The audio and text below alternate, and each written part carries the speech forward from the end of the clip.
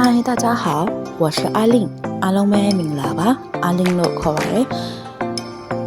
။ကိုကမင်္ဂလာတဲ့နေ့ခင်းပါလို့တရုတ်လို့နှုတ်ဆက်ချင်တယ်။ဒါပေမဲ့ဘယ်လိုနှုတ်ဆက်ရမလဲမသိဘူးဆိုရင်တော့ဒီဗီဒီယိုကိုအဆုံးထိကြည့်ရှုပေးပါ။ကိုထက်အသက်ကြီးတဲ့သူကိုလေးစားတဲ့သူတွေနဲ့တွေ့ရင်早上好早上好上午好上午好လို့ပြောလို့ရပါတယ်။ကိုနဲ့ရင်းနှီးတဲ့သူမိတ်ဆွေတွေနဲ့တွေ့ရင်တော့早安လို့ပြောလို့ရပါတယ်早安ကိုချစ်ဆုံးတငယ်ချင်းတွေပြောမနာဆိုမနာတငယ်ချင်းတွေမောင်နှမတွေဆိုရင်တော့早လို့တစ်လုံးပဲပြောရင်လည်းရပါတယ်ဒီနေရာမှာ早မဟုတ်ဘဲနဲ့早安အစဉ်ပြေသုံးလို့ရပါတယ်